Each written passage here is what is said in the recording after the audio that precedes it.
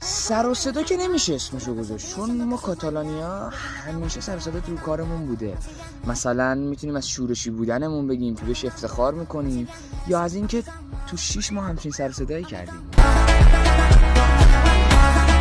36 تا لالیگا، 8 تا جام جهانی باشگاه و بین قاره‌ای، 15 تا چمپیونز لیگ و مهمتر از همه باشگاه قرن. حرفات یه خورده آشنا میزنه، فکر کنم یه جای دیگه شنیدمشون. میگم ما جام پرستیم، نه قربونت برم، ما اصالت پرستیم. بجز اینا ما تیمی هستیم تو دوران مدرن 3 تا چمپیونز پشت سرم آوردیم، اسلام خوردن. بیشترین لالیگا، بیشترین سوپر جام اسپانیا، بیشترین جام بین‌المللی بین باشگاه‌های جهان. حرف از اصالت پرست بودن میزنه، ولی 32 تا پوست از جام پرست بودنش میذاره. نکشیمون جون. و مهمتر از همه باشگاه قرن طبق رأی رسمی فیفا. عزیز دلم، این پنالتی رو من واسهتون نگرفتم که، اینا رو فیفا واسهتون گرفته. بعد میخوای قبولش هم نکنه؟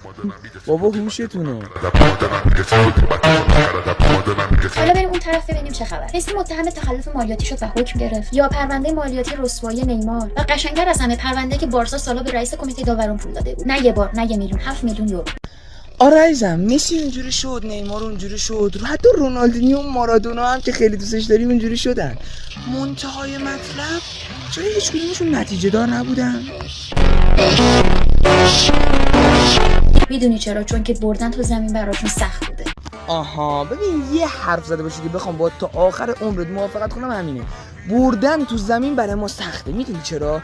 چون ما مثل شما 12 نفر حمله نمی کنیم، ما جلوی 12 نفر دفاع میکنیم و بردن رو واسمون واقعا سخت میکنه.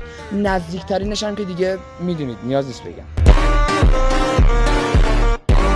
و یه چیز تکراری، میان میگن ما تا کم میاریم میگیم 15 تا. قربونت برم، چرا نگیم 15 تا؟